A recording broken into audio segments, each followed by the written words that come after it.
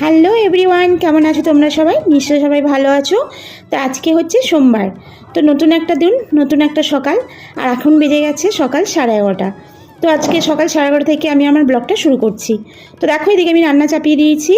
এখানে আমার ভাত হয়ে গেছে, ভাতটাকে উপর দেবো। আর এদিকে হচ্ছে পাট শাক। আর ঢ্যাঁড়সটাকে ভালো করে ধুয়েছি, ধুয়ে ঢ্যাঁড়সটাকে কেটে রেখেছি। তো এখানে ভাতটা আমি উপর করে দিলাম। এবার শাকটা হয়ে গেলে শাকটা নামাবো, তারপরে আমি ঢ্যাঁড়সটাকে ভেজে নেব। তো আজকে বেশ ভালোই রোদ উঠেছে সকাল সকাল। তো কাচাকুচি কিছু করব, ভিজিয়ে রেখেছি। আর বাসনও কিছু আছে, ওগুলোও মাজতে হবে। তো ভাবলাম প্রথমে রান্নাটা করে নিই, তারপরে একে একে সমস্ত কাজ সেরে নেব। তো এদিকে চাপিয়ে দিয়েছি ঢ্যাঁড়সটা।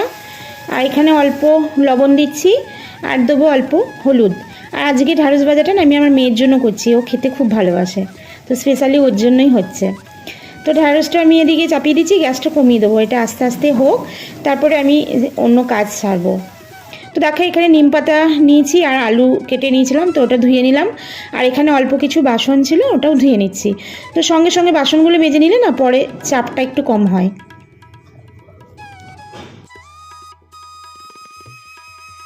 এদিকে ঢ্যাঁড়সটা ভাজা হয়ে গেছে আর আমার পাট শাক হয়ে গেছে। আর এবার একটা সবজি বানাবো। দেখো, সবজিটা কেটে নিয়েছি। আর সবজিটা আমি কাঁচা পাকা লঙ্কা দিয়ে করব। কত সুন্দর দেখতে দেখো লঙ্কাগুলো। আর সবজিটা কেটেছি আলু, কুমড়ো আর বেগুন। তো ধনে পাতা দেবো লাস্টে।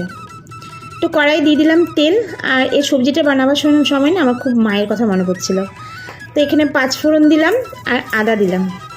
তো মায়ের কথা মনে পড়ছিল কেন বলছি, কেননা এই সবজিটা আমি ছোটোবেলায় যতবার খেয়েছি না, আমার মা বড়ি দিয়ে বানাতো। তো আজকে আমার কাছে বড়ি নেই, তাই ধনেপাতা দেবো। আর এখানে মশলা গুলিয়ে দিলাম, ধনে গুঁড়ো, জিরে গুঁড়ো আর হলুদ গুঁড়ো। তো খুব একটা তেল আর মশলা দিইনি, অল্প তেল আর মশলা দিয়েই করছি। আর সজনের ডাঁটা আছে, ওটা তোমাদের বলা হয়নি। তো এখন তো সজনের ডাঁটা উঠে গেছে। তো মশলাটাকে ভালো করে কষাবো, কষিয়ে জল দেবো। তো খুব একটা ঝোল করবো না, গায়ে মাখা করবো। তো এদিকে দিয়ে দিচ্ছি ধনে পাতা। তো তরকারিটা আমার হয়ে গেছে। আর ধনে পাতাটা দিলে না এত সুন্দর একটা গন্ধ হয়, কি বলবো। বড়ি দিলে খুব টেস্ট হয়, কিন্তু ধনে পাতা দিলেও খারাপ লাগে না খেতে। তো ধনে পাতাই দিলাম। তো গ্যাসটা বন্ধ করে দিলাম, সবজিটা হয়ে গেছে। আর এদিকে দিয়ে দিচ্ছি মেয়েকে ভাত, কারণ ওর প্রচণ্ড খিদে লেগে গেছে। আমি স্নান করব, পুজো দেবো, তারপরে ভাত খাবো। তো দেখো, এখানে দিয়েছি পাট শাক, ঢ্যাঁড়স ভাজা আর সবজিটা দিলাম। আর নিম আর আলু যেটা ভাজলাম ওইটা দিলাম। তো খুব একটা নিম পাতাও খায় না, তাই অল্প দিলাম। আর এই প্লেটটা আমি চেন্নাই গেছিলাম, তো ওখান থেকে নিয়ে এসেছি। এটা ওর খুব ভালো লাগে, এটাতে ও ভাত খায়। তো চলো, এদিকেও ভাত খাক। তো আমি স্নান টান করি, স্নান করে পুজো দিয়ে আবার পরে ফিরে আসছি, ঠিক আছে? সারাদিন ব্যস্ত থাকার পর যখন আমি একটু সময় পাই, এই ছাদটাতেই টাইম কাটাই, আমার খুব ভালো লাগে। আর দেখো কত সুন্দর বাতাস দিচ্ছে। তো এখানে এলে না কত লোকজন দেখতে পাই, গাড়ি যাচ্ছে, কারণ নিচে আমার রাস্তা। ভিডিওতে বলি যে তোমরা শব্দ পাও। তো দেখো কত গাড়ি যাচ্ছে, রোডের উপরে বাড়ি, আর ধুলোও সেরকম হয়। আর ভালোও লাগে, তবুও ভালো লাগে এখানে দাঁড়াতে, আমার সময় কেটে যায়। আর এই বালতিগুলো রয়ে গেছে, এগুলো সব তুলতে হবে। আর তোমাদের বলেছিলাম যে মার কাছ থেকে গাছটা এনেছি, দেখো অনেকগুলো ফুল ছিল। তো প্রত্যেক দিন পুজো দিচ্ছি, তো একটা একটা করে তুলতে তুলতে কমে গেছে।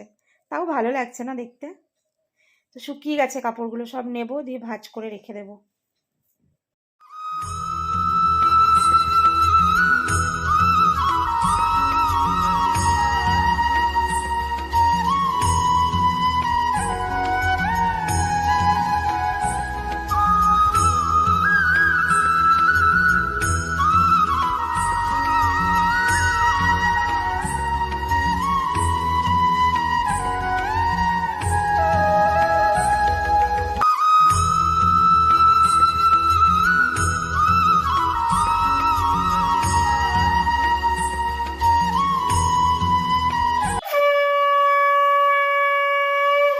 গুড ইভিনিং ফ্রেন্ডস, এখন বাজে 6:30।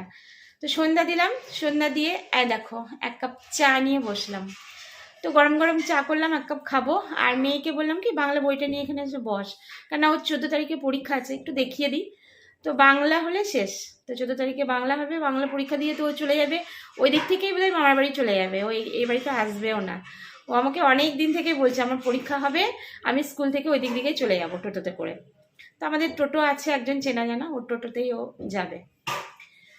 আর দেখি রাত্রেবেলা কি খাওয়া হয়। তো ভাত আছে অল্প, তো দেখি মেয়ে কি খায়। যদি ভাত খাবো বলে তাহলে একটা ডিমের অমলেট করে দেবো, আর যদি বলে রুটি খাবো তো রুটি করতে হবে। আর আমি তো ভাত খাবো না, কারণ রাত্রে আমি ভাত খাই না, আমার যেহেতু সুগার আছে।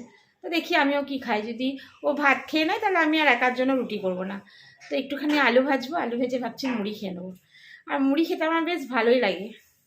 তো চলো আজকের ভিডিওটা এখানেই, ভিডিওটা আর বাড়াবো না। তো আমার আজকের এই ভিডিওটা কেমন লেগেছে অবশ্যই কমেন্ট বক্সে জানিও।